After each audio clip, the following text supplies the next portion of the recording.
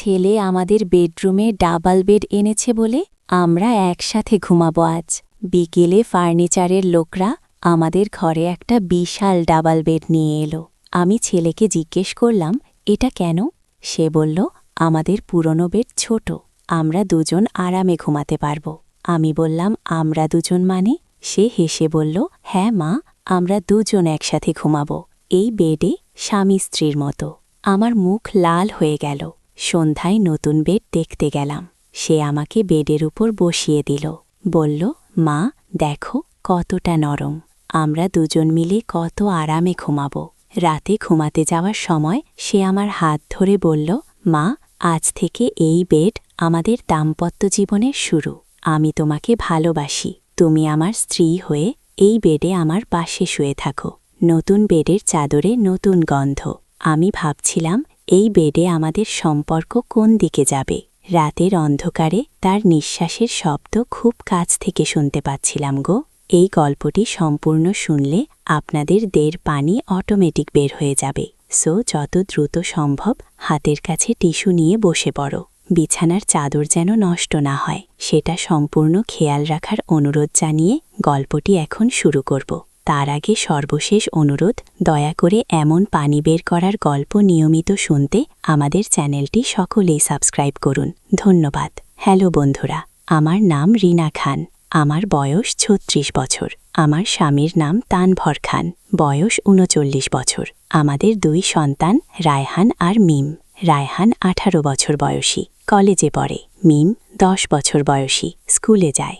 আজকের গল্পটা একেবারে অভূতপূর্ব এবং রহস্যে ভরা। কেউ কখনো এমন গল্প শোনেনি। আমি রিনা, আর আমার জীবনে ঘটে যাওয়া এক অবিশ্বাস্য ঘটনার কথা বলছি। সেদিন রায়হান বলল, মা আমি আমাদের বেডরুমটা একটু পরিবর্তন করতে চাই, নতুন একটা বট বেড আনতে চাই। আমি অবাক হয়ে বললাম, কেন বাবা, আমাদের তো পুরনো বেডই ভালো। সে রহস্যময় হেসে বলল, মা তুমি দেখবে এই বেডটা আমাদের পরিবারের জন্য খুবই বিশেষ হবে। সেদিন বিকেলে ফার্নিচারের দোকান থেকে লোকজন এসে আমাদের ঘরে একটা অদ্ভুত ডিজাইনের ডাবল বেড নিয়ে এলো। বেডটা দেখতে একেবারেই আলাদা ছিল, কাঠের কাজে অদ্ভুত নকশা খোদাই করা। রায়হান বলল, মা এই বেডে আমরা দুজন একসাথে ঘুমাবো, খুব আরামদায়ক হবে। আমি বিস্মিত হয়ে বললাম, আমরা দুজন মানে? রায়হান হেসে উত্তর দিল, হ্যাঁ মা, আমি আর তুমি এই বেডে স্বামী স্ত্রীর মতো আমরা ঘুমাবো। আমার গাল লাল হয়ে গেল, আমি কিছু বুঝতে পারছিলাম না। সন্ধ্যায় আমি নতুন বেডটা ভালো করে দেখতে গেলাম। রায়হান আমাকে বেডের উপর বসিয়ে দিয়ে বলল, মা দেখো কত নরম, আমরা দুজন এখানে কত আরামে থাকব। আমি বেডের কাঠের কাজ দেখছিলাম, হঠাৎ খেয়াল করলাম কাঠের নকশার মধ্যে অদ্ভুত চিহ্ন আঁকা, যেন কোনো পুরাতন ভাষার অক্ষর। রাতে ঘুমাতে যাওয়ার আগে রায়হান আমার হাত ধরে বলল, মা আজ থেকে এই বেড আমাদের নতুন জীবনের সূচনা। আমি তোমাকে অনেক ভালোবাসি, তুমি আমার সাথে এই বেডে শুয়ে থাকো।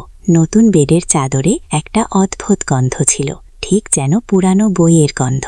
রাতের অন্ধকারে আমি শুয়েছিলাম, হঠাৎ অনুভব করলাম বেডটা যেন সামান্য কাঁপছে। প্রথমে ভাবলাম হয়তো আমার ভুল, কিন্তু কিছুক্ষণ পর আবার অনুভব করলাম বেডের কাঠের নকশাগুলো যেন আলো ছড়াচ্ছে। আমি রায়হানকে ডাকলাম, রায়হান তুমি কি কিছু দেখতে পাচ্ছ? সে ঘুমের মধ্যে বিটবিট করে বলল, মা বেডটার একটা গোপন রহস্য আছে, কাল সব বলবো। পরের দিন সকালে রায়হান আমাকে ডেকে বলল, মা তুমি জানো এই বেডটা আসলে কোত্থেকে এনেছি? আমি বললাম, না তো, বলো। গোপনীয়তার সাথে বলল, এটা একটা অ্যান্টিক শপ থেকে কিনেছি। দোকানদার বলেছে এই বেডের সাথে একটা পুরানো গল্প জড়িত। আমি কৌতূহলী হয়ে জিজ্ঞেস করলাম, কী রকম গল্প? রায়হান বলল, এই বেডটা নাকি ১০০ বছর আগে একটা জমিদার বাড়িতে ছিল। সেই জমিদারের স্ত্রী এই বেডে একটা গুপ্তধন লুকিয়ে রেখেছিলেন। আমার চোখ বড় হয়ে গেল। গুপ্তধন?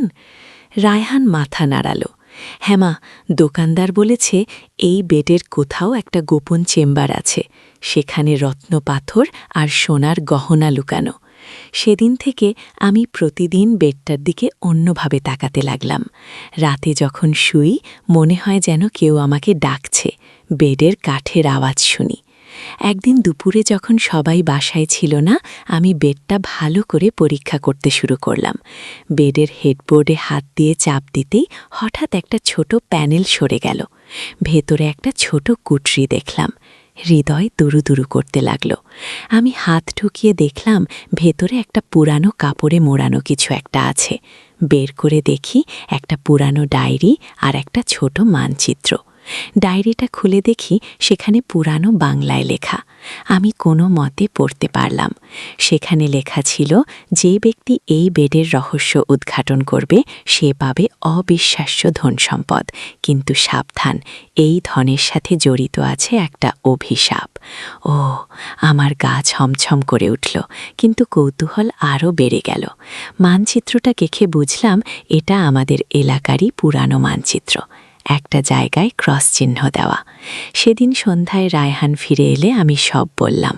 সে অবাক হয়ে বলল, সত্যি মা, দেখাও তো। কুটরি আর মানচিত্র দেখালাম।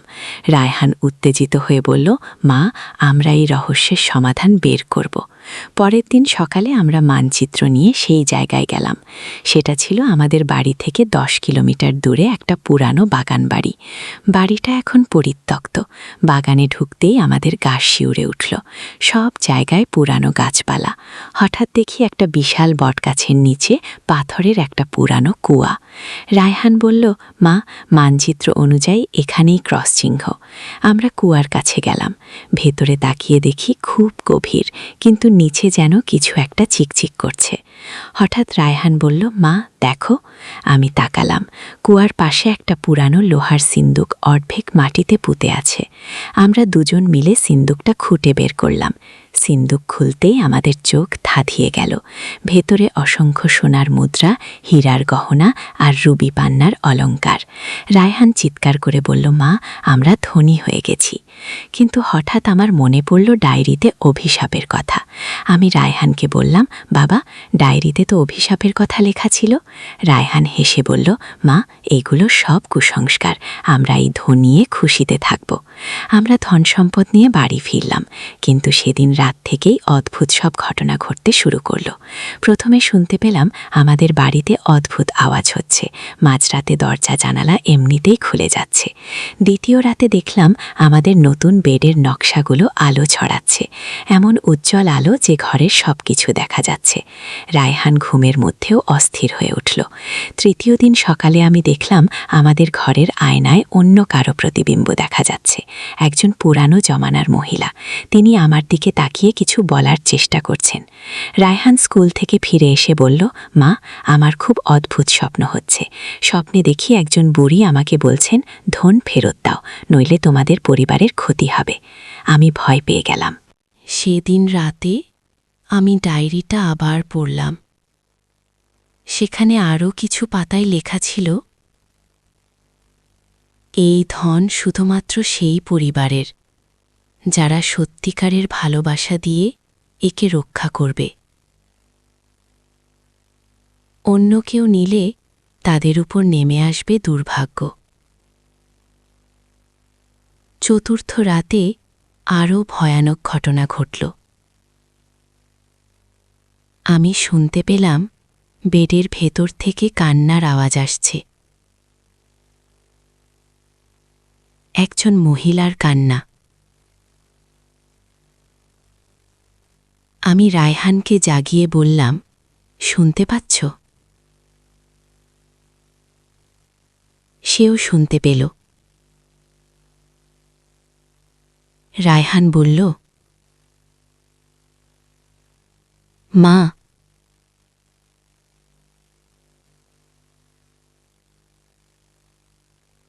আমি মনে করি আমাদের এই ধন ফেরত দেওয়া উচিত।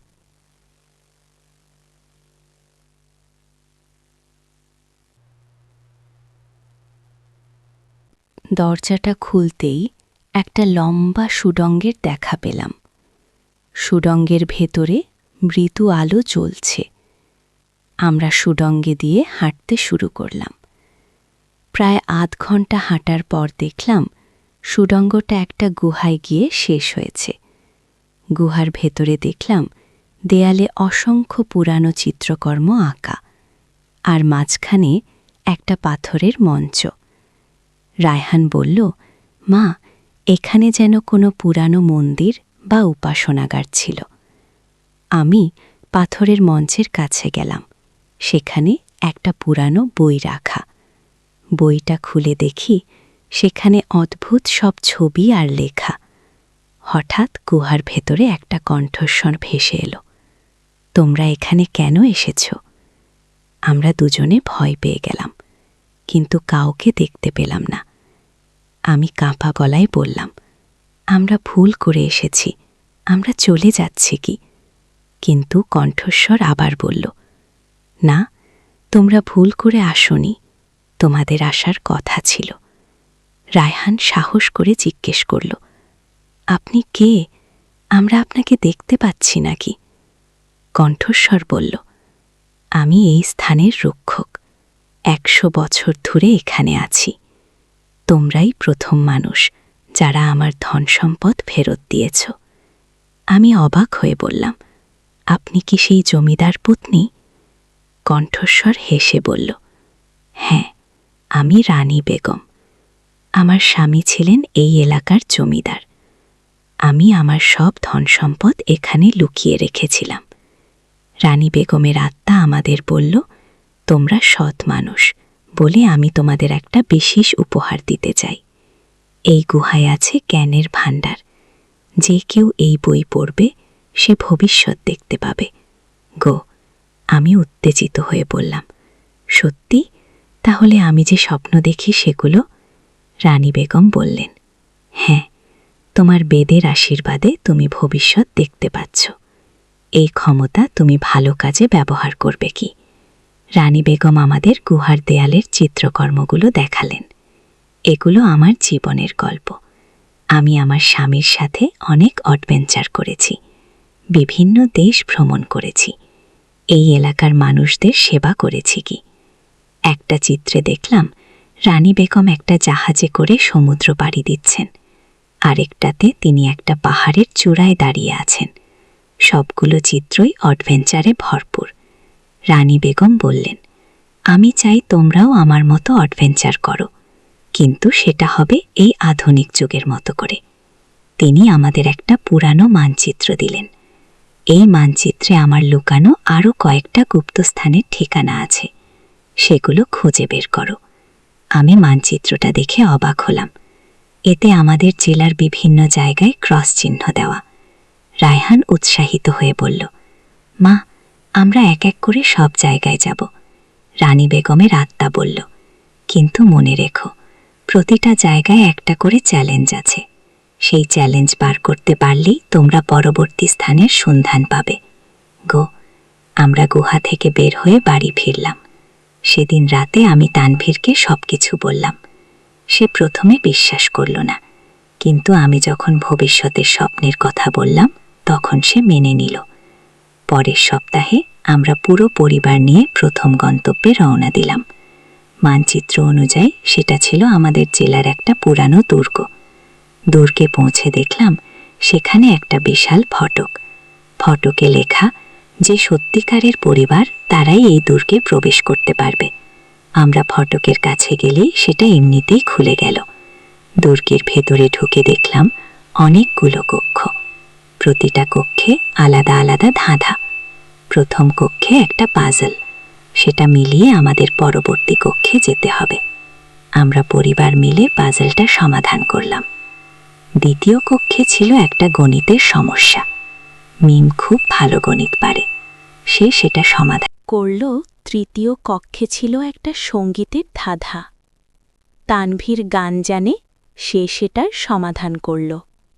চতুর্থ কক্ষে ছিল একটা রং মেশানোর খেলা। রায়হান সেটা সমাধান করল। সব ধাঁধা সমাধান করার পর আমরা দুর্গের মূল কক্ষে পৌঁছালাম। সেখানে দেখলাম একটা সুন্দর সিংহাসন। সিংহাসনের উপর একটা সোনের মুকুট রাখা। হঠাৎ রানী বেগমের কণ্ঠস্বর শোনা গেল, তোমরা প্রমাণ করেছ যে তোমরা একটা সত্যিকারের পরিবার। এই মুকুট তোমাদের পরিবারের সুখের প্রতীক। আমি মুকুটটা তুলে নিলাম। সাথে সাথে পুরো দুর্গে একটা উজ্জ্বল আলো ছড়িয়ে পড়ল। মুকুট হাতে নেওয়ার সাথে সাথে আমি অনুভব করলাম আমার ভেতরে একটা নতুন শক্তি এসেছে। রানী বেগম বললেন, এই মুকুট তোমাদের পরিবারকে সব বিপদ থেকে রক্ষা করবে, আর তোমার স্বপ্ন দেখার ক্ষমতা আরও বেড়ে যাবে গো। আমরা দুর্গ থেকে বের হয়ে বাড়ি ফিরলাম। সেদিন রাত থেকে আমি আরও স্পষ্ট স্বপ্ন দেখতে শুরু করলাম। এক রাতের স্বপ্নে দেখলাম আমাদের এলাকায় একটা বড় ভূমিকম্প হবে। আমি সবাইকে সাবধান করে দিলাম। সত্যি সপ্তাহখানিক পর ভূমিকম্প হল, কিন্তু আমাদের এলাকার সবাই নিরাপদ ছিল, কারণ আমি আগে থেকেই সবাইকে প্রস্তুত থাকতে বলেছিলাম। এভাবে আমাদের পরিবার এলাকার মানুষদের জন্য একটা আশীর্বাদ হয়ে উঠল। আমার স্বপ্নের মাধ্যমে আমি বিপদের আগাম সংবাদ দিতে পারি, আর আমাদের পরিবারের সবাই মিলে সেই বিপদ মোকাবেলা করি। মানচিত্রে আরও দুটো জায়গার ঠিকানা ছিল। দ্বিতীয় জায়গাটা ছিল একটা পুরানো গির্জা। সেখানে গিয়ে আমরা পেলাম একটা জাদুর বই। বইটায় লেখা ছিল বিভিন্ন রোগের চিকিৎসা। আমি সেই বই পড়ে আমাদের এলাকার অসুস্থ মানুষদের সেবা করতে শুরু করলাম। অদ্ভুত ব্যাপার হল, বইয়ের নির্দেশ মতো ভেষজ ওষুধ বানিয়ে দিলে সত্যিই মানুষ ভালো হয়ে যায়। তৃতীয় জায়গাটা ছিল একটা পুরানো পাহাড়ের চূড়ায়। সেখানে গিয়ে আমরা পেলাম একটা দূরবীক্ষণ যন্ত্র। এই যন্ত্র দিয়ে অনেক দূরের জিনিস দেখা যায়, এমনকি অন্য গ্রামে কি ঘটছে সেটাও দেখা যায়। রায়হান এই দূরবীক্ষণ যন্ত্র ব্যবহার করে বিভিন্ন জায়গায় খোঁজখবর নিতে শুরু করল। একদিন সে দেখল পাশের গ্রামে একটা শিশু হারিয়ে গেছে। আমরা সেই শিশুকে খুঁজে বের করতে সাহায্য করলাম। এভাবে আমাদের পরিবার ধীরে ধীরে এলাকার সবার কাছে বিশেষ হয়ে উঠল। মানুষ আমাদের কাছে সাহায্যের জন্য আসতে শুরু করল। কিন্তু একদিন আমি স্বপ্নে দেখলাম আমাদের পরিবারে একটা বড় পরীক্ষা আসবে, এমন একটা সমস্যা যেটা আমাদের সবার একসাথে মিলে সমাধান করতে হবে। স্বপ্নে দেখলাম আমাদের এলাকায় একটা বিরাট ঝড় আসবে। সেই ঝড়ে সবার ঘরবাড়ি ভেঙে যাবে, কিন্তু আমাদের কাছে যে জাদুকরী জিনিসগুলো আছে সেগুলো দিয়ে আমরা সবাইকে রক্ষা করতে পারব। আমি পরিবারের সবাইকে স্বপ্নের কথা বললাম। তানভীর বলল, তাহলে আমাদের প্রস্তুতি নিতে হবে। খিমিম বলল, মা, আমরা সবাইকে সাহায্য করব গো। রায়হান বলল, আমি দূরবীক্ষণ যন্ত্র দিয়ে ঝড়ের গতিপথ দেখব। 3 দিন পর সত্যি একটা ভয়ানক ঝড় এলো, কিন্তু আমরা আগে থেকেই সবাইকে নিরাপদ জায়গায় সরিয়ে নিয়ে গিয়েছিলাম। আমাদের মুকুটের শক্তিতে আমরা একটা সুরক্ষা ঢাল তৈরি করলাম, যেটা আমাদের এলাকাকে রক্ষা করল। ঝড়ের পর সবাই আমাদের ধন্যবাদ দিল, কিন্তু আমরা জানতাম এটা সব রানী বেগমের আশীর্বাদ। একদিন রানী বেগমের আত্মা আবার আমাদের সাথে কথা বলল। তিনি বললেন, তোমরা প্রমাণ করেছ যে তোমরা আমার যোগ্য উত্তরাধিকারী। এখন আমি শান্তিতে পরলোকে চলে যেতে পারব। আমি বললাম, আপনি চলে গেলে আমরা কি করব? রানী বেগম হেসে বললেন, তোমাদের কাছে এখন সব ক্ষমতা আছে। তোমরা এই এলাকার মানুষদের সেবা করে যাও, আর মনে রেখো, সত্যিকারের শক্তি হল ভালোবাসা আর একসাথে থাকা গো। সেদিনের পর থেকে আমরা আর রানী বেগমের কণ্ঠস্বর শুনিনি, কিন্তু আমাদের জাদুকরী বেড, মুকুট, বই আর দূরবীক্ষণ যন্ত্র সব কিছুই কাজ করতে থাকল। আমি এখন নিয়মিত স্বপ্ন দেখে মানুষদের বিপদের আগাম সতর্কতা দিই। রায়হান দূরবীক্ষণ যন্ত্র দিয়ে হারিয়ে যাওয়া জিনিস খুঁজে দেয়। তানভীর মুকুটের শক্তিতে এলাকার নিরাপত্তা রক্ষা করে, আর মিম জাদুর বই থেকে পড়ে অসুস্থ মানুষদের সেবা করে। এভাবে আমাদের পরিবার হয়ে উঠেছে এই এলাকার রক্ষক। আমাদের ঘরের সেই বিশেষ বেডটা এখনও আমাদের শক্তির উৎস। প্রতি রাতে সেখানে ঘুমিয়ে আমরা নতুন নতুন স্বপ্ন দেখি, নতুন নতুন উপায় খুঁজে পাই মানুষের সেবা করার। রায়হান এখন বলে, মা, এই বেডে আমরা একসাথে ঘুমিয়ে যে স্বপ্ন দেখি সেগুলো শুধু স্বপ্ন নয়, সেগুলো আমাদের ভবিষ্যতের দিক নির্দেশনা। আমি এখন বুঝতে পারি আমাদের পরিবারের এই অ্যাডভেঞ্চার আসলে একটা মহৎ উদ্দেশ্যে। আমরা শুধু নিজেদের জন্য নয়, পুরো এলাকার মানুষের জন্য কাজ করছি। এখনও প্রতি রাতে আমি সেই বিশেষ বেডে ঘুমাই, স্বপ্নে দেখি নতুন নতুন অ্যাডভেঞ্চারের কথা, আর সকালে ঘুম থেকে উঠে সেই অ্যাডভেঞ্চার বাস্তবায়ন করি। আমাদের এই গল্প শুনে অনেকে বিশ্বাস নাও করতে পারে, কিন্তু আমি জানি এটা সত্যি। আমাদের সেই বিশেষ বেড, যেটা আমরা একসাথে ঘুমাই, সেটাই আমাদের সব রহস্যময় অ্যাডভেঞ্চারের শুরু। আজও রাতে ঘুমানোর আগে রায়হান আমার হাত ধরে বলে, মা, আমাদের এই বেডে যে স্বপ্ন আসে সেগুলো দিয়ে আমরা আগামীকাল আরও ভালো কিছু করব। আর আমি হেসে বলি, হ্যাঁ বাবা, আমাদের এই পারিবারিক বন্ধন আর রহস্যময় যাত্রা চলতেই থাকবে। এই গল্পের মাধ্যমে আমি বুঝেছি পরিবারের সবাই মিলে একসাথে থাকলে যে কোনো রহস্য সমাধান করা সম্ভব, আর ভালোবাসা দিয়ে যে কোনো অভিশাপকেও আশীর্বাদে পরিণত করা যায়। আমাদের এই অ্যাডভেঞ্চার এখনও শেষ হয়নি। প্রতিদিন নতুন নতুন রহস্য আর চ্যালেঞ্জের মুখোমুখি হই, কিন্তু আমাদের পরিবারের একতা আর রানী বেগমের আশীর্বাদে আমরা সব কিছু মোকাবেলা করতে পারি। এই গল্পটা শুনে আপনারা নিশ্চয়ই বুঝতে পেরেছেন, আসল রোমাঞ্চ হল পরিবারের সাথে একসাথে অ্যাডভেঞ্চার করা, আর সবচেয়ে বড় ধন সম্পদ হল পরিবারের ভালোবাসা। আমাদের এই রহস্যময় যাত্রা আজও চলমান। প্রতি রাতে আমি আর রায়হান একসাথে সেই বিশেষ বেডে ঘুমিয়ে নতুন স্বপ্ন দেখি, আর পরের দিন সেই স্বপ্ন অনুযায়ী নতুন অ্যাডভেঞ্চারে বের হই। এই গল্পটাই হলো আমাদের পরিবারের সবচেয়ে বড় রহস্যময় অ্যাডভেঞ্চার। একটা সাধারণ বেড থেকে শুরু হয়ে আমাদের জীবন হয়ে উঠেছে একটা অবিশ্বাস্য রূপকথার গল্প। একদিন আলী সাহেব সোহেলের অফিসে এলেন। সোহেল তাকে দেখে অবাক হয়ে গেল। স্যার, আপনি এখানে? হ্যাঁ সোহেল, তোমার অফিস একবার দেখতে চাইলাম, খুব সুন্দর হয়েছে গো। আলী সাহেব পুরো অফিস ঘুরে দেখলেন, কর্মচারীদের সাথে কথা বললেন, তারপর সোহেলের রুমে এসে বসলেন। সোহেল, তুমি অনেক দূরে এসেছ। মনে আছে 7 বছর আগে তুমি যখন আমার অফিসে প্রথম এসেছিলে চা বানানোর কাজ করতে? হ্যাঁ স্যার, সব মনে আছে। আমি গর্বিত যে আমি তোমাকে একটা সুযোগ দিয়েছিলাম, আর তুমি সেই সুযোগকে কাজে লাগিয়েছ। জানো সফলতার মূল সূত্র কি? স্যার, কঠোর পরিশ্রম, সততা আর হাল না ছাড়া। তোমার মধ্যে এই 3টে গুণই আছে। সোহেল চোখে জল নিয়ে বলল, আপনি না থাকলে আজ আমি এখানে পৌঁছাতে পারতাম না স্যার। সোহেল, আমি শুধু একটা দরজা খুলে দিয়েছিলাম, ভেতরে ঢুকে পথ তৈরি করেছ তুমি নিজে।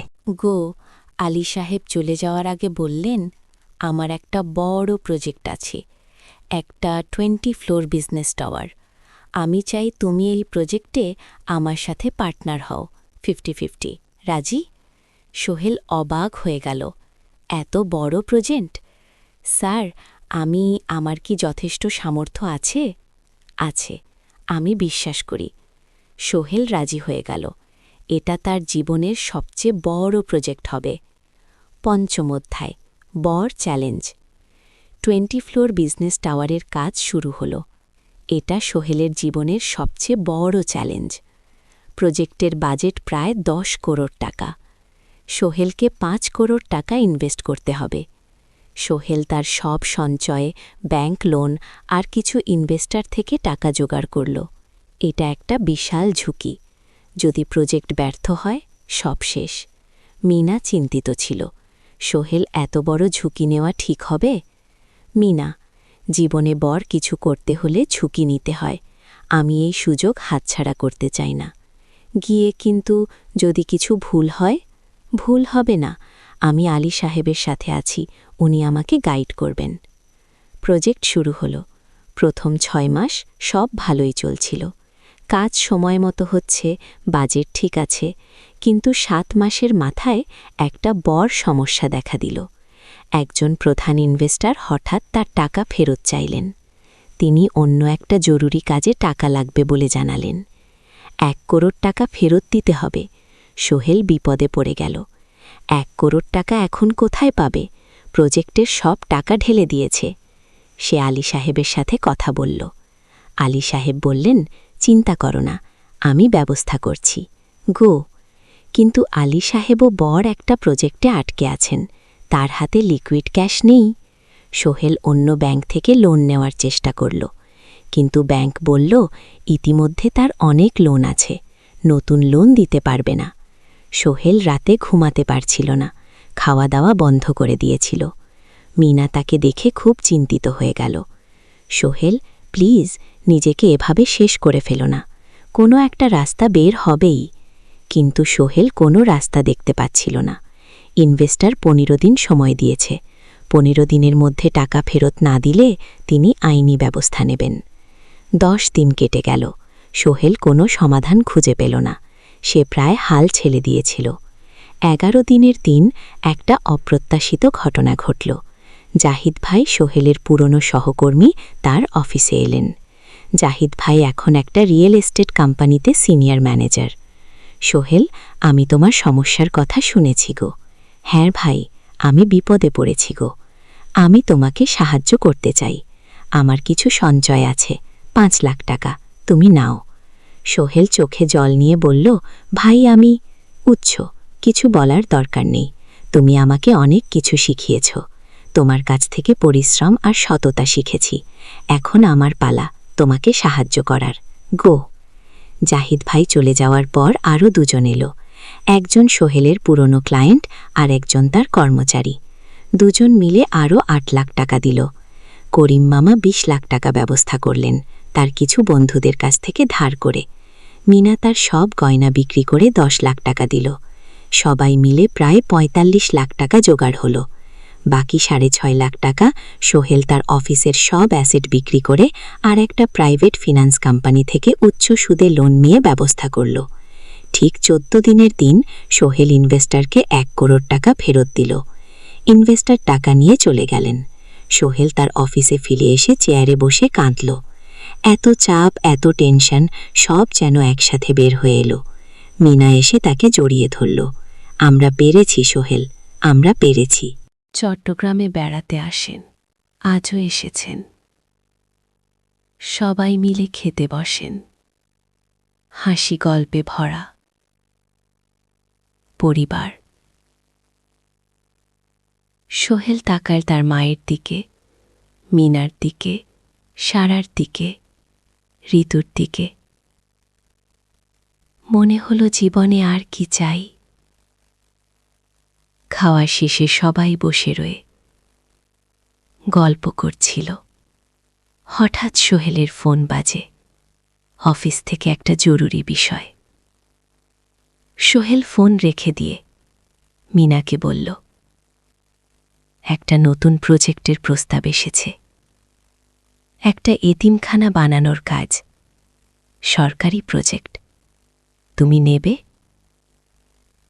অবশ্যই, এটা আমার স্বপ্নের প্রজেক্ট।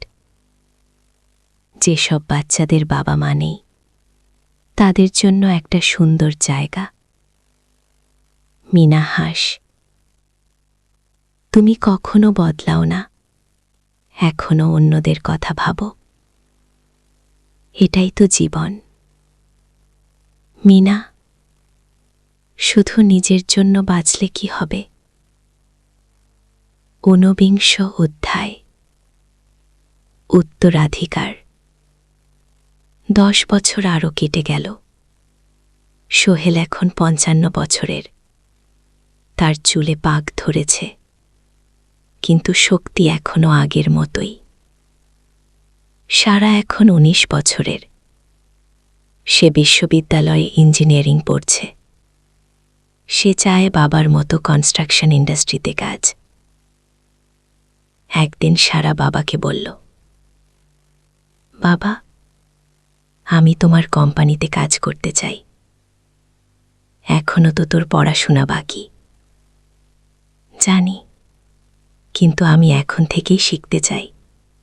ছুটির দিনে তোমার সাথে সাইটে যেতে চাই, দেখতে চাই কিভাবে কাজ হয়। সোহেল খুশি হয়ে গেল। তার মেয়ে তার পথ অনুসরণ করতে চায়।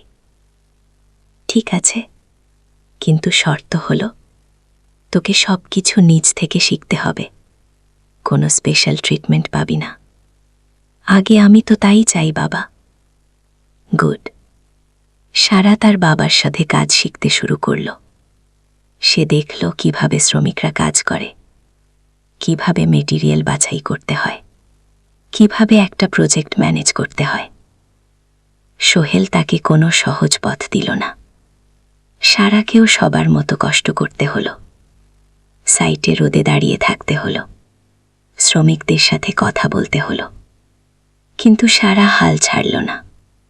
সে তার বাবার মেয়ে, পরিশ্রম করতে জানে। ৩ বছর পর সারা গ্র্যাজুয়েট হল। সে সোহেলের কোম্পানিতে জুনিয়র প্রজেক্ট ম্যানেজার হিসেবে যোগ দিল। সোহেল ধীরে ধীরে সারাকে বড় দায়িত্ব দিতে শুরু করল। সারা তার বাবার মতোই সৎ, পরিশ্রমী। ২০ অধ্যায়, সমাপ্তি নয়, নতুন শুরু। আরও ৫ বছর পর। সোহেল এখন ৬০ বছরের। সে সিদ্ধান্ত নিল, এবার অবসর নেবার সময় এসেছে। কোম্পানির দায়িত্ব সারাকে দেবে। একটা অনুষ্ঠান করা হলো। সোহেল আনুষ্ঠানিকভাবে কোম্পানির চেয়ারম্যান পদ থেকে অবসর নিল। সারা হলো নতুন ম্যানেজিং ডিরেক্টর। সোহেল তার বক্তব্যে বলল, আমি যখন এই শহরে এসেছিলাম, আমার পকেটে ছিল মাত্র ৫,০০০ টাকা, একটা ছোট্ট ব্যাগ আর অনেক স্বপ্ন। আজ ৪০ বছর পর আমি পেছনে ফিরে তাকাই, দেখি একটা দীর্ঘ পথ। সেই পথে অনেক কষ্ট ছিল, অনেক বাধা ছিল, কিন্তু ছিল অনেক ভালোবাসাও, অনেক মানুষের সাহায্য। আমি বিশ্বাস করি, সফলতা একা আসে না, এটা আসে অনেক মানুষের সমর্থন, ভালোবাসা আর বিশ্বাস নিয়ে।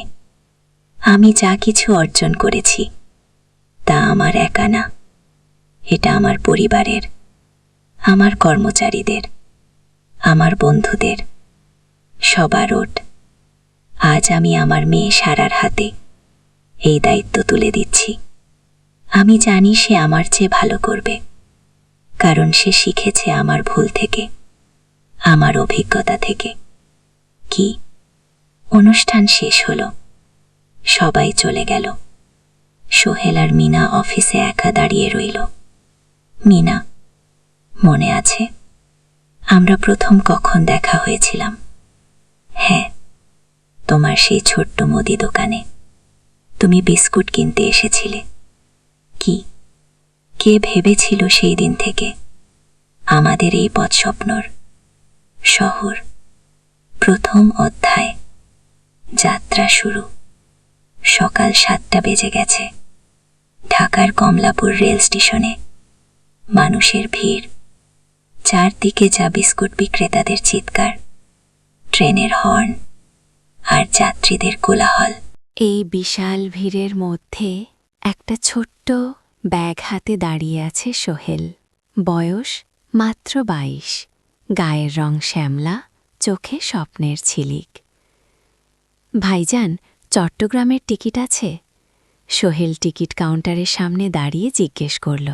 আছে, ৩০ টাকা, খুনটারের লোকটা উত্তর দিল। সোহেল তার পকেট থেকে টাকা বের করল, মোট ৫,০০০ টাকা। এই টাকা সে জমিয়েছে গত ৩ বছরে রিকশা চালিয়ে। তার স্বপ্ন ছিল চট্টগ্রাম গিয়ে একটা ভালো চাকরি পাওয়া। গ্রামে আর থাকতে চায় না সে। বাবা মারা গেছেন 10 বছর আগে। মা আর ছোট বোন ঋতুকে নিয়ে সংসার চালাচ্ছিল রিক্সা চালিয়ে। কিন্তু এভাবে তো আর সারা জীবন চলবে না। টিকিট কেটে সোহেল প্ল্যাটফর্মে এলো। ট্রেন ছাড়বে আর মাত্র 15 মিনিট পরে। সে একটা বেঞ্চে বসে পড়ল। ব্যাগটা বুকের কাছে চেপে ধরল। এই ব্যাগে আছে তার সব সম্পদ, কিছু কাপড়, একটা ছোট্ট ফটো ফ্রেমে বাবা মায়ের ছবি আর কিছু টাকা। কোথায় যাচ্ছেন? পাশে বসা একজন বয়স্ক মানুষ জিজ্ঞেস করলেন। চট্টগ্রাম কাকা। চাকরি খুঁজতে যাচ্ছি কি? সোহেল বিনয়ের সাথে উত্তর দিল। ভালো, তবে শহরে সাবধানে থাকবেন। শহর মানে অনেক সুযোগ, কিন্তু অনেক ফাঁদও আছে, বয়স্ক লোকটা বললেন। সোহেল মাথা নাড়ল। সে জানে শহরের জীবন সহজ না, কিন্তু তার কোনো বিকল্প নেই। গ্রামে রিক্সা চালিয়ে মাসে 3,500 টাকা আয় হতো তার মধ্যে সংসার চালাতে হতো, বোনের স্কুলের খরচ দিতে হতো, মায়ের ওষুধের খরচ দিতে হতো, কিছুই বাঁচত না। আর এই জীবন থেকে বেরোনোর একটাই পথ, শহরে গিয়ে ভালো কাজ খুঁজে নেওয়া। সোহেল মনে মনে ভাবল তার বাবার কথা। বাবা ছিলেন একজন স্কুল শিক্ষক, খুব সৎ মানুষ ছিলেন। সবসময় বলতেন, সোহেল, তুই লেখাপড়া শিখে বড় মানুষ হবি। আমাদের পরিবারে আর কেউ বড় চাকরি করেনি, তুই করবি। কিন্তু বাবা যখন মারা গেলেন তখন সোহেল মাত্র এসএসসি পরীক্ষা দিয়েছে। ফলাফল ভালো হয়েছিল, জিপিএ অর্ধ চতুর্থ। কিন্তু বাবার মৃত্যুর পর আর পড়া হলো না, পরিবারের দায়িত্ব নিতে হলো। ট্রেন ছাড়ল। সোহেল জানালার পাশে বসে বাইরে তাকালো। থানু ক্ষেত, নদী, ছোট ছোট গ্রাম, সব পেছনে ফেলে ট্রেনে গিয়ে চলল। সোহেলের মনে হলো সে যেন তার পুরনো জীবনটাকেও পেছনে ফেলে আসছে। ট্রেনে একজন হকার এসে চা বিক্রি করছিল। সোহেল একটা চা কিনল, 10 টাকা। চা খেতে খেতে সে ভাবছিল, চট্টগ্রাম পৌঁছে কি হবে? করিম মামা তাকে সাহায্য করবেন তো? চাকরি পাওয়া যাবে তো? করিম মামা আসলে সোহেলের খুব দুঃসম্পর্কের মামা, সোহেলের দাদির বোনের ছেলে। অনেক বছর আগে গ্রাম ছেড়ে চট্টগ্রামে চলে গিয়েছিলেন। সেখানে একটা কনস্ট্রাকশন কোম্পানিতে কাজ করেন। বছরে 1-2 বার গ্রামে আসতেন। গত বছর যখন এসেছিলেন তখন সোহেলের মাকে বলেছিলেন, সোহেলকে চট্টগ্রাম পাঠান, আমি একটা কাজের ব্যবস্থা করে দেব। সেই কথাতেই ভরসা করে সোহেল আজই যাত্রা। দ্বিতীয় অধ্যায়, নতুন শহর। চট্টগ্রাম পৌঁছাতে প্রায় 6 ঘন্টা লেগে গেল। দুপুর 1টা বাজে। সোহেল স্টেশন থেকে বের হয়ে শহরের রাস্তায় দাঁড়ালো। কি বিশাল শহর! এত গাড়ি, এত মানুষ, চারদিকে উঁচু উঁচু বিল্ডিং, দোকানপাট, মানুষের ভিড়। সোহেল কিছুক্ষণ দাঁড়িয়ে থাকলো সবকিছু দেখতে দেখতে। তার মনে হচ্ছিল সে যেন অন্য কোনো পৃথিবীতে এসে পড়েছে। তার পকেটে একটা ছোট্ট কাগজ আছে, সেখানে লেখা একটা ঠিকানা, করিম মিয়া, বাড়ি নং 23, রোড নং 5, আগ্রাবাদ, চট্টগ্রামকে। সোহেল একটা রিক্সা ডাকল। কত নেবেন আগ্রাবাদ যেতে? 50 টাকা গো। সোহেল রিক্সায় উঠল। রাস্তার দুধারে দোকান, মার্কেট, অফিস, সবকিছু দেখতে দেখতে সে অবাক হয়ে গেল। এত বড় শহর, এত কিছু, গ্রামের সেই ছোট্ট। বাজারের সাথে কোনো তুলনাই হয় না। প্রায় আধা ঘন্টা পর রিকশা একটা পুরনো বাড়ির সামনে থামল। 3 তলা বাড়ি, কিন্তু রং উঠে গেছে। সিঁড়ি দিয়ে উঠে 3য় তলায় করিম মামার ফ্ল্যাটে নক করল। দরজা খুলল এক মধ্যবয়সী মহিলা। কে? আসসালামু আলাইকুম আপা, আমি সোহেল, নোয়াখালীর গ্রাম থেকে এসেছি। করিম মামা বাড়িতে আছেন? মহিলা তাকে মাথা থেকে পা পর্যন্ত দেখল। করিম তো অফিসে গেছে। তুমি কে? কোথা থেকে এসেছ? সোহেল সব খুলে বলল। মহিলা তাকে ভেতরে ঢুকতে দিল। বসো, করিম সন্ধ্যায় ফিরবে গো। ফ্ল্যাটটা ছোট, 2টো রুম, একটা ছোট্ট রান্নাঘর আর একটা বাথরুম। কিন্তু সোহেলের কাছে খুব সুন্দর লাগল। গ্রামের সেই টিনের ঘরের চেয়ে তো অনেক ভালো। মহিলা তার নাম জানাল সালমা, করিম মামার স্ত্রী।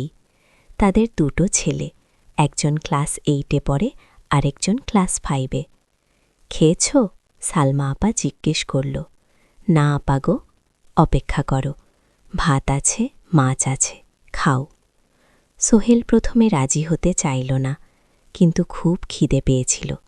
সকাল থেকে শুধু একটা চা আর বিস্কুট খেয়েছে। খাওয়া দাওয়ার পর সোহেল বসে রইল। সালমা আপা তাকে গল্প করতে লাগল। তোমার মা কেমন আছেন? তোমার বোন? ভালো আছে আপা, মার একটু গেটে বাত আছে, ওষুধ খাচ্ছেন। বোন স্কুলে পড়ে খুব। তুমি কি করতে চাও এখানে? চাকরি খুঁজছে আপা, যে কোনো কাজ করব। বাসায় মা আর বোনকে টাকা পাঠাতে হবে। সালমা আপা মাথা নাড়াল। করিম তোমার জন্য কিছু একটা করবে, সে ভালো মানুষ। সারাদিন অপেক্ষা করো সোহেল। সন্ধ্যা 6টায় করিম মামা ফিরলেন। 50-এর কাছাকাছি বয়স, কালো রঙের প্যান্ট শার্ট পরা, হাতে একটা ব্যাগ। আরে সোহেল, কবে এলি? করিম মামা খুশি হয়ে বললেন, আজ সকালে মামা। করিম মামা তাকে জড়িয়ে ধরলেন। অনেকদিন পর দেখলাম, কেমন আছিস? ভালো আছি মামা গো। ভালো করেছিস এসে, এখানে অনেক সুযোগ আছে। তোর জন্য একটা কাজের ব্যবস্থা করে দেব, তবে প্রথমে কয়েকদিন এখানে থাক, শহরটা একটু চিনে নি, তারপর কাজে যোগ দিবি। সোহেলের মনে আশার আলো জ্বলল।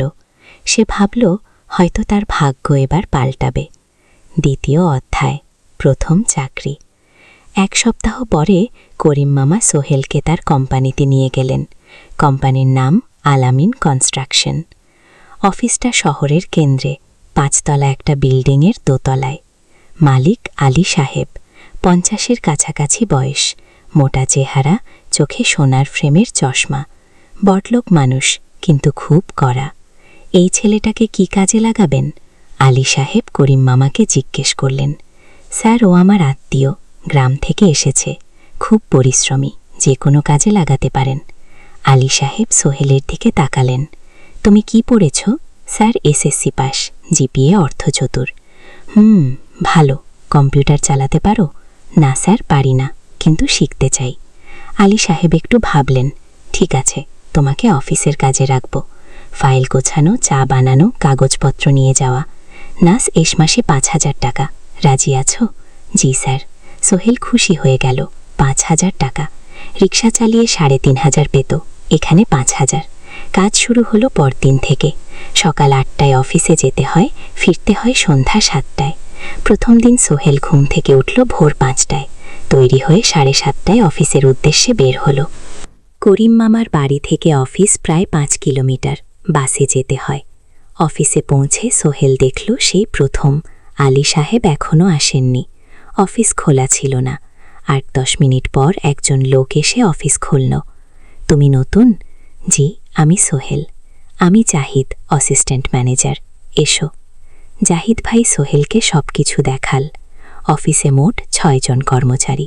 2 জন ইঞ্জিনিয়ার, 1 জন অ্যাকাউন্ট্যান্ট, 1 জন অ্যাসিস্ট্যান্ট ম্যানেজার, জাহিদ ভাই, 1 জন রিসেপশনিস্ট, আর এখন সোহেল। সোহেলের কাজ শুরু হলো চা বানানো দিয়ে।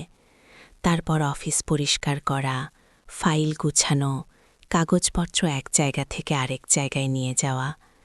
কাজ কঠিন না, কিন্তু সারাদিন দৌড়ঝাঁপ করতে হয়।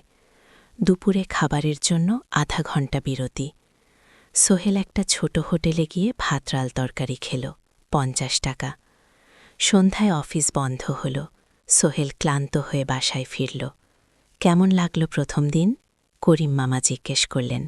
ভালো মামা, অনেক কিছু শিখলাম। প্রথম মাসের শেষে সোহেল বেতন পেল 5,000 টাকা। সে 3,000 টাকা মাকে পাঠাল। মা ফোনে কাঁদতে লাগলেন। আল্লাহ তোকে ভালো রাখুক সোহেল। সোহেলের চোখেও জল এলো। তার মনে হলো সে একটা বড় কাজ করতে পেরেছে। চতুর্থ অধ্যায়, শহরের জীবন। 3 মাস কেটে গেল। সোহেল এখন শহরের সাথে মিশে গেছে। প্রতিদিন অফিসে যাওয়া আসার পথে সে দেখে হাজারো মানুষের জীবন।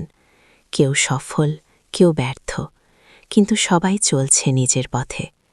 সোহেল অফিসের কাজের পাশাপাশি কম্পিউটার শেখার চেষ্টা করছে। অফিসে একটা কম্পিউটার আছে। যখন কেউ ব্যবহার করে না, তখন সোহেল একটু একটু শেখার চেষ্টা করে। জাহিদ ভাই তাকে সাহায্য করেন। সোহেল, তুমি যদি কম্পিউটার ভালোভাবে শিখতে পারো তাহলে তোমার ভবিষ্যৎ উজ্জ্বল। জাহিদ ভাই একদিন বললেন। কিভাবে শিখব ভাই? ট্রেনিং সেন্টারে যাও, সন্ধ্যায় ক্লাস আছে, মাসে 2,000 টাকা লাগবে। গিয়ে সোহেল ভাবল ২,০০০ টাকা অনেক, কিন্তু এটা বিনিয়োগ ভবিষ্যতের জন্য। সে একটা ট্রেনিং সেন্টারে ভর্তি হল। সপ্তাহে ৩ দিন সন্ধ্যা ৭:৩০ থেকে রাত ৯টা পর্যন্ত ক্লাস। কম্পিউটারের basic, MS word, Excel, PowerPoint, internet ব্যবহার। একদিন অফিস থেকে ফেরার সময় সোহেল একটা দোকানে চা খেতে গেল। দোকানের পাশেই একটা ছোট্ট মুদি দোকান। সেখানে একটা মেয়ে বসে আছে, বয়স হবে ২০-এর কাছাকাছি। সাদা সিধে চেহারা, সাদা শাড়ি পরা, কিন্তু চোখে এক ধরনের দৃঢ়তা। ভাইজান, ১ প্যাকেট বিস্কুট দেন কি? সোহেল বলল। মেয়েটা বিস্কুট দিল, ২০ টাকা। সোহেল টাকা দিয়ে যাচ্ছিল। হঠাৎ মেয়েটা বলল, আপনি নতুন এসেছেন এই এলাকায়, তাই না? হ্যাঁ, ৩ মাস হল। কিভাবে বুঝলেন? আপনার চেহারা দেখেই বোঝা যায় এখনও গ্রামের ছোঁয়া আছে। আর আপনি প্রতিদিন এই পথ দিয়ে যান, দেখেছি। কি? মেয়েটা হাসল। সোহেলও হেসে ফেলল। আপনি খুব পর্যবেক্ষক মনে হচ্ছে। জীবনে অনেক কিছু দেখেছি, তাই মানুষকে চিনতে শিখেছি। গো। আপনার নাম? মিনা। এই দোকান আমার বাবার, উনি অসুস্থ, তাই আমি দেখছি। গো। সেদিন থেকে সোহেল প্রায় সেই দোকানে যেতে শুরু করল। মিনার সাথে গল্প করত। ধীরে ধীরে তাদের মধ্যে একটা বন্ধুত্ব তৈরি হলো। মিনাও তার জীবনের গল্প বলল। মিনার মা মারা গেছেন যখন সে মাত্র ৭ বছরের। বাবা আব্দুল হামিদ একা হাতে মিনাকে বট করেছেন। মুদি দোকান দিয়ে সংসার চালান। মিনা কলেজে পড়ে, অনার্স 2nd ইয়ার। সকালে কলেজে যায়, দুপুরে ফিরে এসে দোকান সামলায়। বাবার হার্টের সমস্যা আছে, তাই ভারী কাজ করতে পারেন না। তোমার স্বপ্ন কি? একদিন সোহেল জিজ্ঞেস করল। গ্র্যাজুয়েশন শেষ করে একটা ভালো চাকরি করব, তারপর বাবাকে ভালো চিকিৎসা করাবো। তুমি? আমিও চাকরি করে পরিবারকে ভালোভাবে দেখভাল করতে চাই। মা আর বোনকে নিয়ে শহরে আনবো একদিন। গো। দুজনেই নিজেদের স্বপ্নের কথা বলতে গিয়ে বুঝে তাদের স্বপ্ন অনেকটা একই রকম। ৫ম অধ্যায়, বিপদ। ৬ মাস কেটে গেল। সোহেল এখন আলী সাহেবের খুব প্রিয় কর্মচারী। সে শুধু চা বিস্কুট দেওয়ায়। কাজই করে না এখন।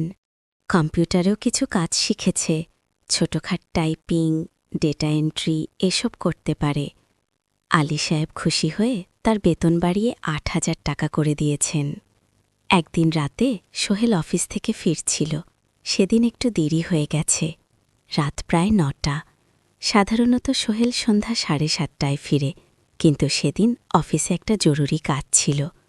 বাস থেকে নেমে সোহেল বাড়ির দিকে হাঁটছিল। হঠাৎ একটা অন্ধকার গলিতে ৩ জন লোক তাকে ঘিরে ধরল। তাদের চেহারা দেখেই বোঝা যাচ্ছিল ভালো উদ্দেশ্য নিয়ে আসেনি। টাকা দে, তাড়াতাড়ি, একজন বলল। তার হাতে একটা ছুরি। সোহেল ভয় পেয়ে গেল। ভাই, আমার কাছে খুব কম টাকা আছে। কি? যা আছে দে, তাড়াতাড়ি কর। সোহেল কাঁপতে কাঁপতে তার পকেট থেকে ৫ টাকা বের করে দিল।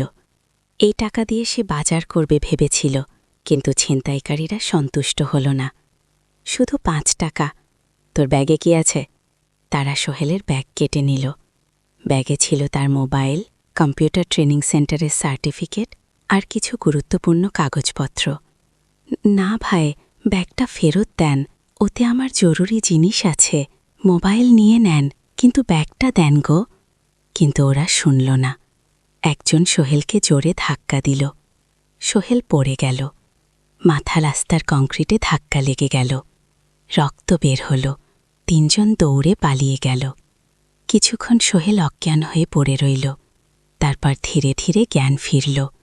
মাথায় প্রচণ্ড ব্যথা। সে উঠে দাঁড়ানোর চেষ্টা করল, কিন্তু মাথা ঘুরছিল। কোনো মতে একটা দেয়াল ধরে দাঁড়াল। একজন পথচারী তাকে দেখে থামন। কি হয়েছে ভাই? ছিমন তাই? হয়েছে কি?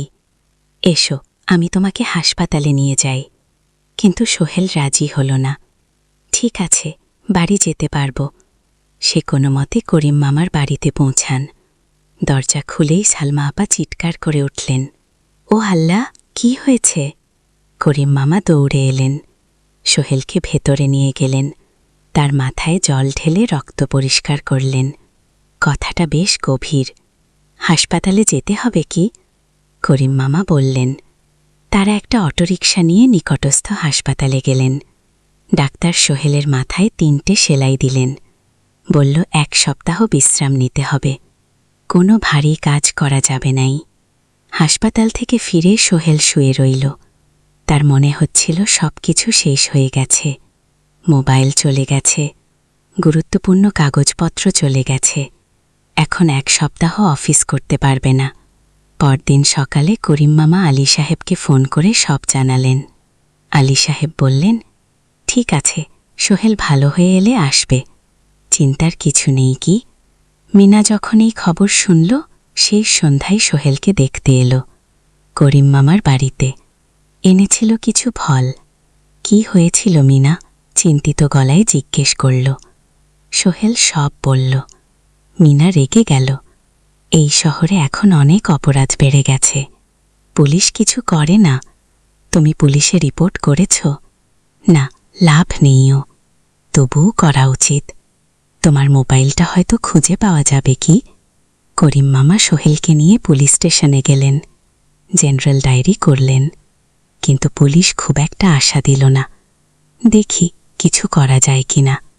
সোহেল বুঝল মোবাইল আর ফিরবে না। সেই 1 সপ্তাহ সোহেলের জীবনের সবচেয়ে কঠিন সময় ছিল।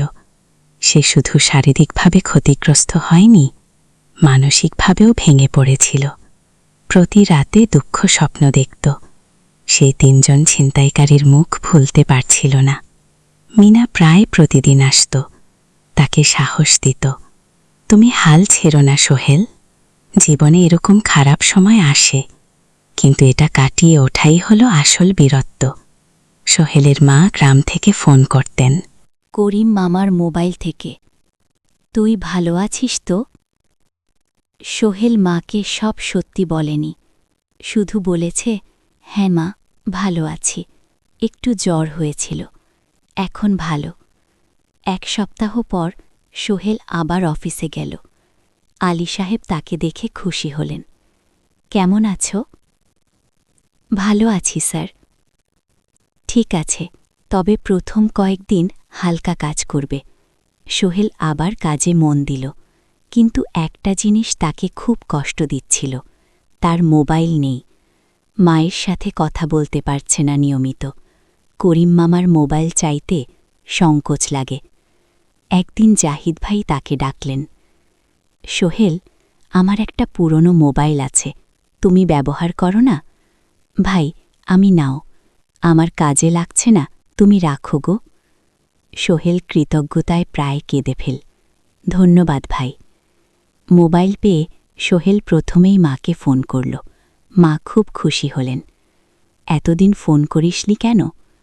মা, মোবাইলটা নষ্ট হয়ে গিয়েছিল, নতুন নিয়েছি গো। মায়ের গলায় স্বস্তি ফুটে উঠল। 6ষ্ঠ অধ্যায়, নতুন সুযোগ। আরও 3 মাস কেটে গেল। সোহেল পুরোপুরি সুস্থ হয়ে গেছে। তার জীবন আবার স্বাভাবিক হয়ে এসেছে। সে এখন কম্পিউটার ট্রেনিং শেষ করেছে, সার্টিফিকেট পেয়েছে। কিন্তু একটা ঘটনা তার জীবনে বড় পরিবর্তন নিয়ে এলো। একদিন সকালে আলী সাহেব তাকে ডাকলেন। সোহেল, বসো। সোহেল, বসো। মনে একটু ভয় লাগছিল, আলী সাহেব কি তাকে বলবেন? সোহেল, তুমি তো এখন কম্পিউটার চালাতে পারো? জি স্যার, একটু একটু শিখেছি। ভালো, আমি তোমার কাজ দেখছি, তুমি খুব পরিশ্রমী।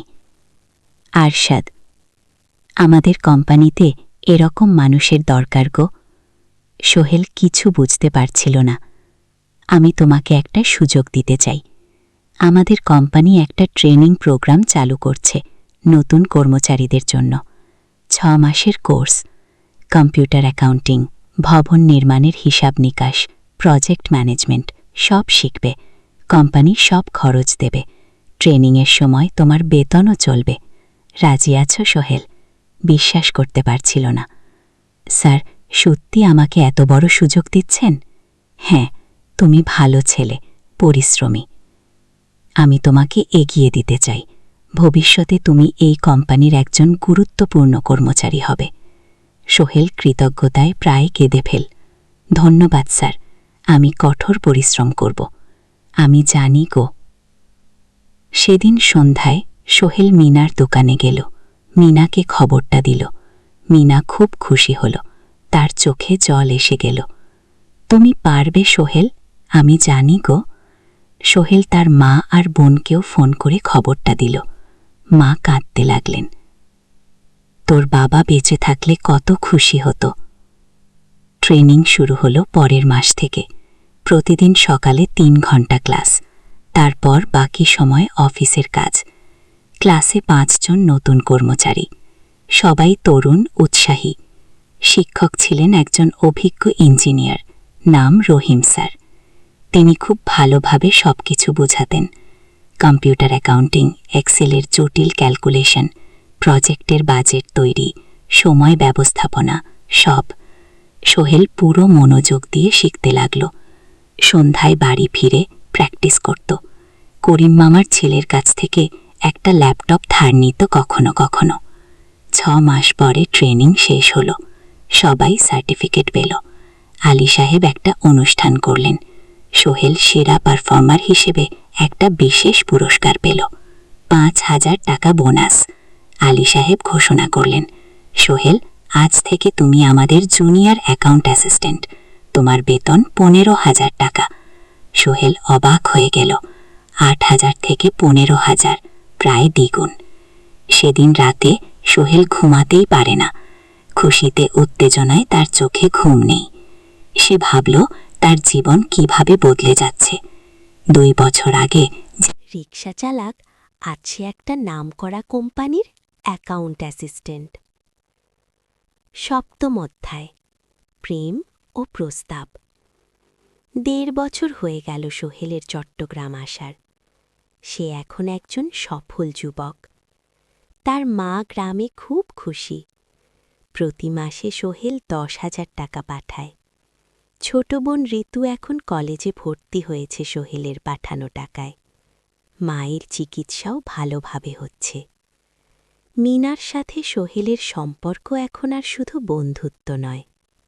দুজন দুজনকে ভালোবাসে, কিন্তু কেউ কাউকে সরাসরি বলার সাহস পায়নি। প্রতিদিন দেখা হয়, গল্প হয়, কিন্তু সেই একটা কথা বলা হয়ে ওঠে না। একদিন শুক্রবার, ছুটির দিন। সোহেল মিনাকে বলল, আজকে একটু ঘুরতে যাবে? কোথায়? পতেঙ্গা বীচ। তুমি কি কখনো গেছ? না, কিন্তু আমার দোকান গো, শুক্রবার তোমার বাবা সামলাবে গো। মিনা রাজি হয়ে গেল। দুপুরে দুজনে বাস নিয়ে পতেঙ্গা গেল। সমুদ্র দেখে মিনা অবাক হয়ে গেল। কি সুন্দর! দুজনে বালিতে বসল, ঢেউয়ের শব্দ শুনতে শুনতে গল্প করছিল। হঠাৎ সোহেল বলল, মিনা, তোমার সাথে কিছু বলার ছিল। বলো সোহেল। একটা লম্বা শ্বাস নিল। তুমি জানো, আমি তোমাকে ভালোবাসি। মিনা হাসুন, তার চোখ ভিজে গেল। জানি, আমিও তোমাকে ভালোবাসি। সোহেল গো। সোহেল অবাক হয়ে গেল। সত্যি? হ্যাঁ, অনেক দিন ধরেই জানি। তুমি আমার জীবনে এসে সব কিছু বদলে দিয়েছ। তোমার সাথে থাকলে আমার মনে হয় আমি যে কোনো কিছু করতে পারব। দুজনে কিছুক্ষণ চুপ করে বসে রইল। সমুদ্রের ঢেউ এসে পায়ে লাগছিল। সূর্য পশ্চিমে ঢেলে পড়ছে। আকাশ লাল কুমলা হয়ে গেছে। কিন্তু আমার বাবার সাথে কথা বলতে হবে। কি? মিনা বলল। আমি তৈরি, যখন বলবে তখন বলবো। পরের সপ্তাহে সোহেল মিনার বাবার সাথে কথা বলল। আব্দুল হামিদ সাহেব প্রথমে একটু দ্বিধা করলেন। তুমি কোন পরিবারের ছেলে? তোমার বাবা কি করতেন? সোহেল সব সত্যি বলল। তার বাবা ছিলেন স্কুল শিক্ষক, মারা গেছেন 10 বছর আগে। মা গ্রামে থাকেন, ছোট বোন কলেজে পড়ে। তুমি নিজে কি করো? আমি আলামিন কনস্ট্রাকশন কোম্পানিতে জুনিয়র অ্যাকাউন্ট অ্যাসিস্ট্যান্ট। মাসে 15,000 টাকা বেতন। আব্দুল হামিদ সাহেব ভাবলেন, তারপর বললেন, দেখো, মিনা আমার একমাত্র সন্তান। তার মা নেই, আমি একা তাকে বড় করেছি। আমি চাই মিনা একজন ভালো ছেলের সাথে বিয়ে হোক। তুমি দেখতে ভালো ছেলে মনে হচ্ছে, কিন্তু আমাকে তোমার মায়ের সাথে দেখা করতে হবে, তোমার পরিবারকে জানতে হবে। কি? জি আঙ্কেল, আমি ব্যবস্থা করছি। গো, সোহেল খুশিতে আটখানা। সে সেদিন রাতেই তার মাকে ফোন করল, মাকে সব বলল। মা প্রথমে অবাক হলেন, তারপর খুশি হলেন। মিমা, মেয়েটা কেমন? খুব ভালো মা, তুমি দেখলে পছন্দ করবে। ঠিক আছে, আমি আর ঋতু আসছি চট্টগ্রাম। 2 সপ্তাহ পর সোহেলের মা আর বোন চট্টগ্রাম এলো। সোহেল তাদের নিয়ে মিনার বাড়িতে গেল। 2 পরিবার একসাথে বসল। মিনার বাবা সোহেলের মাকে দেখে খুশি হলেন। সোহেলের মা সহজ সরল ভদ্রমহিলা। আপনার ছেলে খুব ভালো, মিনা তাকে পছন্দ করে, আমিও রাজি। আব্দুল হামিদ সাহেব বললেন, আমার সোহেল সৎ ছেলে, মিনাকে খুব ভালোবাসে, আমি জানি ও মিনাকে সুখে রাখবে। সোহেলের মা বললেন, বিয়ের তারিখ ঠিক হলো 3 মাস পর। এই 3 মাসে সোহেল যথেষ্ট টাকা জমাবে। বিয়ে হবে সাদামাটা কিন্তু সুন্দর। 8ম অধ্যায়, নতুন পথ। 3 মাস কেটে গেল দ্রুত। সোহেল প্রতিদিন কঠোর পরিশ্রম করছিল। অফিসে তার কাজের প্রশংসা হচ্ছে। আলী সাহেব তাকে এখন ছোটখাট প্রজেক্টের হিসাব দেখতে দিচ্ছেন। সোহেল তার সঞ্চিত টাকা দিয়ে বিয়ের আয়োজন করল। বিয়ে হলো মিনার বাড়ির কাছের একটা কমিউনিটি সেন্টারে। খুব বেশি লোক আসেনি, 2 পরিবারের আত্মীয় স্বজন আর অফিসের কয়েকজন সহকর্মী। কিন্তু অনুষ্ঠান ছিল খুব সুন্দর। সোহেল যখন মিনাকে বিয়ের পোশাকে দেখল, তার মনে হল পৃথিবীর সবচেয়ে সুন্দর মেয়ে সে। লাল শাড়ি পরা, মুখে হালকা মেকআপ, কিন্তু তার স্বাভাবিক সৌন্দর্য ছিল আসল। বিয়ের পর সোহেল একটা ছোট্ট ফ্ল্যাট ভাড়া নিয়ে, 2 রুমের ফ্ল্যাট, মাসে ভাড়া 5,000 টাকা। মিনা এখনও তার পড়াশোনা চালিয়ে যাচ্ছে, আরও 1 বছর বাকি গ্র্যাজুয়েশন শেষ হতে। সোহেলের মা আর বোন গ্রামে ফিরে গেল। মা বলে গেলেন, সোহেল, মিনাকে ভালো রাখিস, মেয়েরা অনেক ত্যাগ করে সংসার করতে। জানি মাগো, নতুন জীবন শুরু হলো। সোহেল সকালে অফিসে যায়, সন্ধ্যায় ফেরে। মিনা সকালে কলেজে যায়, দুপুরে ফিরে রান্না করে, ঘর গোছায়। সন্ধ্যায় দুজনে একসাথে বসে পড়াশোনা করে, গল্প করে, টিভি দেখে। জীবন সুন্দর ছিল, কিন্তু চ্যালেঞ্জও ছিল। মাসিক খরচ, ভাড়া 5,000, বাজার 3,000, বিদ্যুৎ গ্যাস 1,000। মায়ের জন্য 5,000 টাকা, মিনার কলেজের খরচ 1,200। মোট প্রায় 14,000 টাকা, বাঁচত মাত্র 1,000 খানিক। কিন্তু সোহেল হাল ছাড়ল না। শেষ সন্ধ্যায় একটা কম্পিউটার ট্রেনিং সেন্টারে পার্ট টাইম পড়ানো শুরু করল। সপ্তাহে 3 দিন, 2 ঘন্টা করে। এতে মাসে আরও 3,000 টাকা আসতে লাগল। মিনাও বসে থাকল না। সে বাড়িতে বসে কয়েকজন স্কুলের ছাত্রছাত্রীকে টিউশন পড়াতে শুরু করল। মাসে 2,000 টাকা আয়। এভাবে কেটে গেল 6 মাস। দুজন মিলে পরিবার চালাচ্ছে, স্বপ্ন দেখছে। একদিন সোহেল বলল, মিনা, আমি একটা নতুন স্বপ্ন দেখছি। কি? আমি নিজে একটা ছোট্ট কনস্ট্রাকশন কোম্পানি খুলতে চাই। ছোট ছোট প্রজেক্ট নেব, বাড়ি মেরামত, ছোট বিল্ডিং বানানো, এসব। তোমার কি যথেষ্ট অভিজ্ঞতা আছে? আছে, আমি 2 বছর ধরে এই কাজের সাথে জড়িত। অনেক কিছু শিখেছি, আর আলী সাহেবও আমাকে সাহায্য করবেন। গো, কিন্তু টাকা কোথায়? কোম্পানি খুলতে তো অনেক টাকা লাগবে। কি? আমি জমাচ্ছি, আরও 1 বছর কাজ করব, তারপর চেষ্টা করব। মিনা তাকে সমর্থন দিল। তুমি পারবে, তোমার মধ্যে সেই শক্তি আছে। কি? 9ম অধ্যায়, চ্যালেঞ্জের সময়। কিন্তু ভাগ্য সবসময় অনুকূলে থাকে না। সোহেল যখন স্বপ্ন দেখছিল নিজের কোম্পানি খোলার, তখনই একটা বড় সমস্যা এলো। আলী সাহেবের কোম্পানি একটা বড় প্রজেক্ট পেয়েছিল, একটা 10 তলা বিল্ডিং বানানোর কাজ। কিন্তু প্রজেক্টের প্রধান ইনভেস্টর হঠাৎ পালিয়ে গেল। তিনি কোম্পানির কাছ থেকে প্রায় 50 লাখ টাকা নিয়ে গেছেন, কিন্তু কাজ শেষ হয়নি। কোম্পানি বড় ক্ষতির মুখে পড়ল। আলী সাহেব অনেক কর্মচারীকে ছাঁটাই করতে বাধ্য হলেন। প্রায় 10 জনকে চাকরি থেকে বাদ দিলেন। বাকিদের বেতন কমাতে হলো। সোহেলকে আলী সাহেব ডেকে বললেন, সোহেল, আমি তোমাকে রাখতে চাই।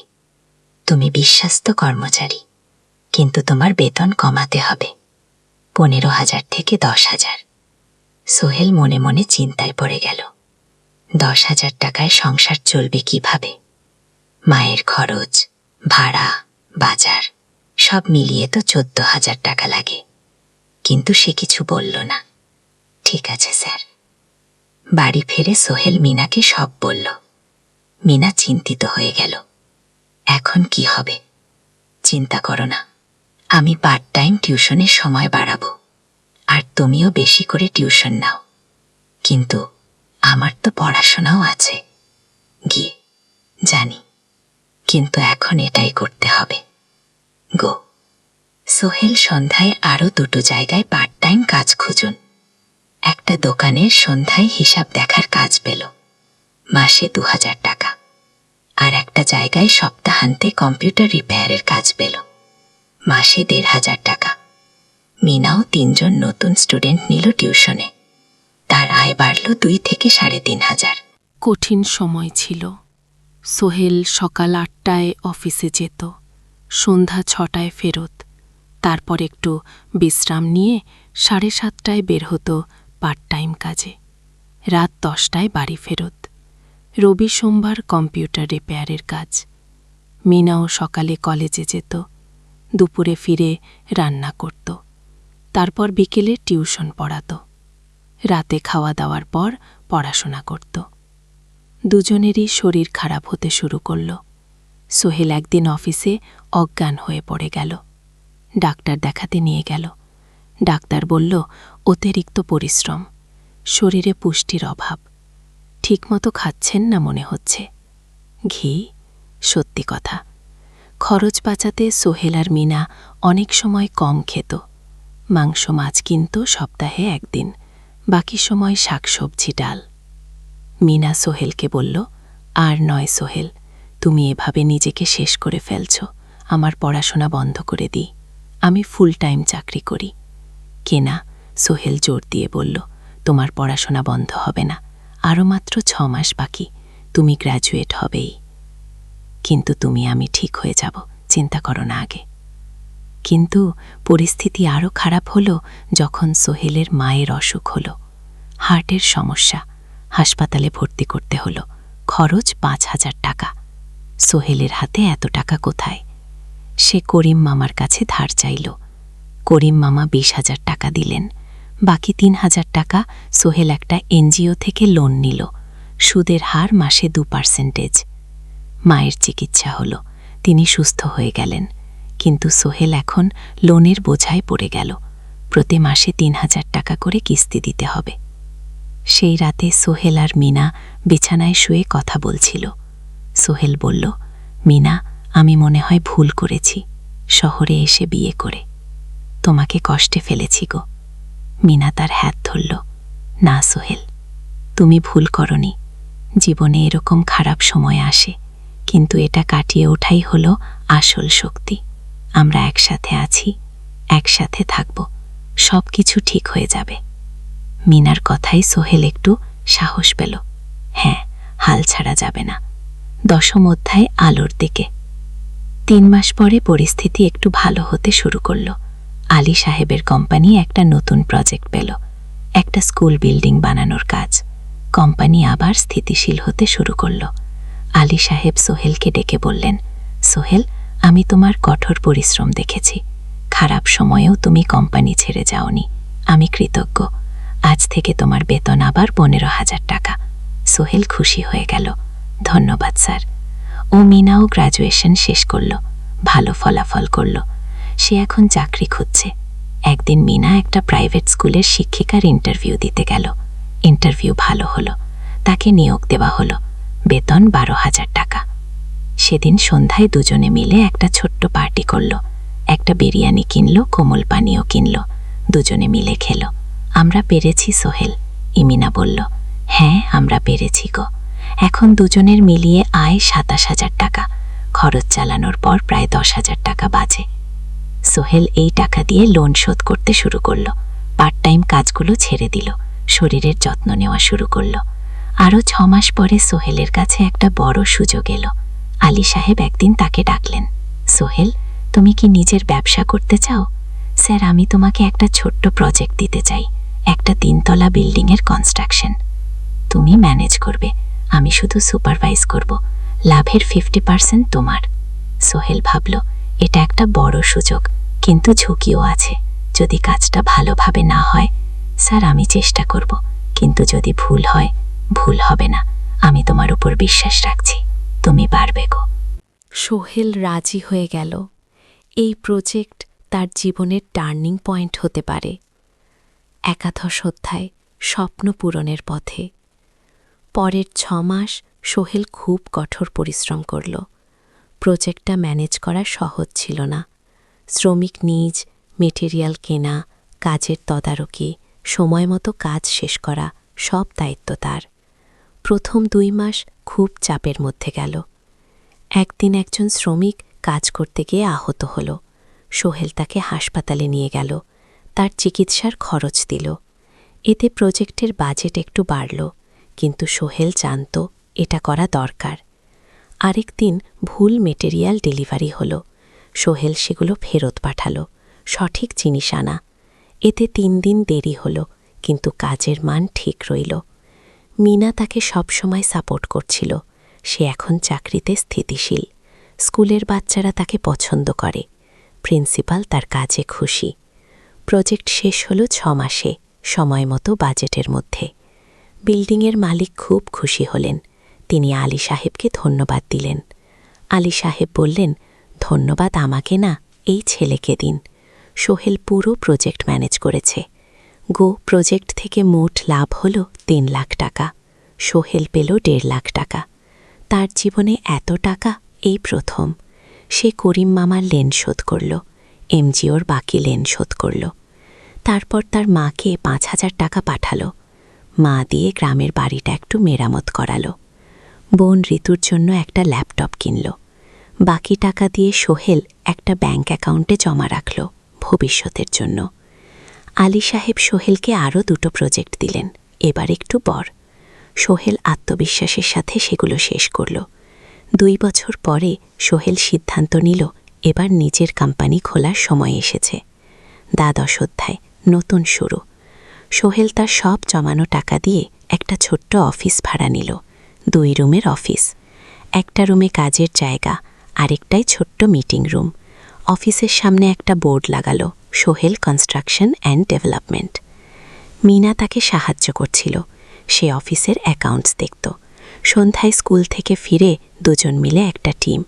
প্রথমে ছোট ছোট কাজ নিল, বাড়ি মেরামত, দোকান সংস্কার, ছোট বিল্ডিং কনস্ট্রাকশন।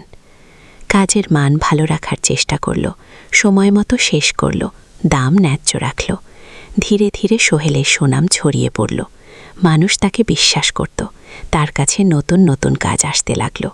প্রথম বছর খুব কষ্ট হলো, কখনো লাভ হতো, কখনো লস, কিন্তু সোহেল থেমে থাকল না। সে শিখতে লাগল ব্যবসা কিভাবে চালাতে হয়। দ্বিতীয় বছরের পরিস্থিতি ভালো হলো। সোহেল এখন 3 জন স্থায়ী কর্মচারী নিয়োগ দিল। একজন ইঞ্জিনিয়ার, একজন সুপারভাইজার, একজন অফিস সহায়ক। তৃতীয় বছরে একটা বড় প্রজেক্ট পেল, একটা স্কুল বিল্ডিং বানানোর কাজ, 5 তলা বিল্ডিং। সোহেল পুরো মনোযোগ দিয়ে কাজটা করল। শ্রমিকদের ভালো বেতন দিল, ভালো মেটেরিয়াল ব্যবহার করল, সময় মতো কাজ শেষ করল। স্কুল কর্তৃপক্ষ খুব খুশি হলো। তারা সোহেলের কাজের প্রশংসা করল। এই প্রজেক্ট থেকে সোহেল প্রায় 5 লাখ টাকা লাভ করল। এই টাকা দিয়ে সে আরও ভালো একটা অফিস নিল, আরও কর্মচারী নিয়োগ দিল। এখন তার কোম্পানিতে 10 জন স্থায়ী কর্মচারী। প্রজেক্ট অনুযায়ী আরও শ্রমিক নিয়োগ দেওয়া হয়। প্রদশ অধ্যায়, পরিবার। এদিকে সোহেল আর মিনার সংসারেও খুশির খবর এলো। মিনা গর্ভবতী। 9 মাস পর তাদের একটা মেয়ে হলো। নাম রাখল সারা। সারা যখন জন্মালো, সোহেলের মা আর বোন চট্টগ্রামে এলো। মা 1 মাস থেকে গেলেন, মিনাকে সাহায্য করলেন। সোহেল এখন একটা বড় ফ্ল্যাট ভাড়া নিয়েছে, 3 রুমের ফ্ল্যাট। একটা রুমের সোহেল, মিনা, একটা সারা আর একটাই অতিথি রুম। মায়ের জন্য সোহেল সিদ্ধান্ত নিল তাকে চট্টগ্রামে নিয়ে আসবে।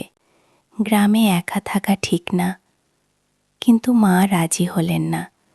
বাবা, আমি গ্রামেই থাকব, এখানে আমার পরিচিত মানুষ আছে। তোর বোনকে নিয়ে যা, ও ঢাকায় পড়ছে। চট্টগ্রামে এনে ভালো কোথাও ভর্তি করিয়ে দেখি। সোহেল তাই করল। ঋতুকে চট্টগ্রাম বিশ্ববিদ্যালয়ে ভর্তি করিয়ে দিন। ঋতু এখন সোহেলের ফ্ল্যাটে থাকে, বিশ্ববিদ্যালয়ে পড়ে। সোহেলের মনে হলো তার জীবন এখন পরিপূর্ণ। স্ত্রী, মেয়ে, বোন সবাই তার কাছে। ব্যবসা ভালো চলছে। মা গ্রামে সুখে আছেন। 14 অধ্যায়। সফলতা শীঘ্রে। 5 বছর কেটে গেল।